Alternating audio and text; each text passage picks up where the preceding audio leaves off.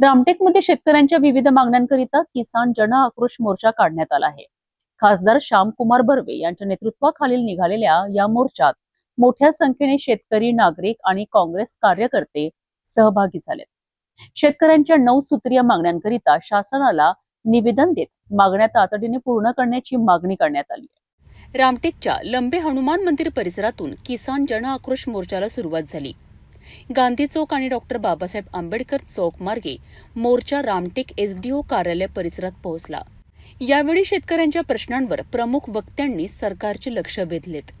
शेतकऱ्यांना प्रति हेक्टर 50,000 रुपये नुकसान भरपाई, पेंच कालव्याचे पाणी तातडीने सोडणे, नवीन वीज जोडण्या देणे आणि 24 तास वीज पुरवठा यासह 9 मागण्यांचे निवेदन तहसीलदार रमेश कोल्पे यांना देण्यात आले। मागण्या पूर्ण न झाल्यास यापेक्षा मोठे आंदोलन उभारण्याचा इशारा खासदार श्यामकुमार बर्वे यांनी दिला है। रामटेक मौदा पारसनी तालुका की ओर से किसानों के ऊपर जो अन्याय हुआ था, इसकी 9 डिमांड का एक, इसमें से मेन धान को भाव मिलना चाहिए, उसके साथ में उसका बोनस भी मिलना चाहिए। ये कोई नई स्कीम नहीं है, कांग्रेस सरकार ने शुरू की हुई स्कीम है। पिछले 2 साल तक मिलते रहा, लेकिन अभी के 2 साल में जब से फडणवीस साहब की सरकार आई है, पहले किसानों के बारे में बड़ी बड़ी डिमांड करते थे, लेकिन अब जब सीएम बने हैं तो अभी तक उस बारे में उनका कुछ भी कहना नहीं निकलता है। साथ में ही पूरा 1.5 साल हो गया, 2 साल का भी बोनस पूरा रखा गया, अभी तक कोई चर्चा करने को तैयार नहीं। इसलिए सम्मानीय केदार साहब, मोड़क साहब और बर्वे साहब के नेतृत्व में हमने आज मोर्चा निकल करके एसडीओ साहब को निवेदन दिया है।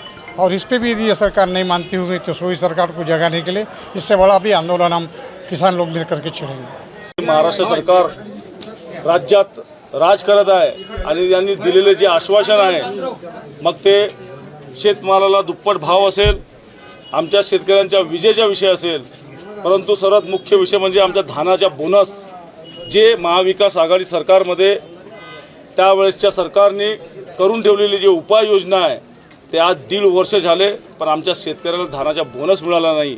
त्यामुळे हा एक शेतकऱ्यांचे आंदोलन आज एसडीओ कार्यालयावर सर्व रामटेक विधानसभेचे सर्व शेतकरी, धानाचे शेतकरी व आमचे नेते सन्माननीय सुनील बाबू केदार साहेब, राजेंद्र मोडक साहेब यांच्या नेतृत्वामध्ये आज हा रामटेक विधानसभेच्या शेतकऱ्यांचा आंदोलन उपस्थित करण्यात आलेला आहे। प्रशासनाला आम्ही इशारा दिलेला आहे, जर आज लवकरात लवकर जर आमच्या शेतकऱ्याला धानाचा बोनस मिळाला नाही तर याच्यापेक्षाही मोठा तीव्र आंदोलन पूर्ण नागपूर जिल्ह्यामध्ये आपण आज बघितलं असेल की शेतकऱ्यांची अवहेलना करण्यात येत आहे। शेतकऱ्यांना ज्या पद्धतीनं त्यांच्या मग तो रासायनिक खताचा विषय असेल, शेत पिकाच्या मालाच्या भावाचा विषय असेल, सर्व पद्धतीने शेतकऱ्याला त्रास देण्याचे काम सुरू आहे।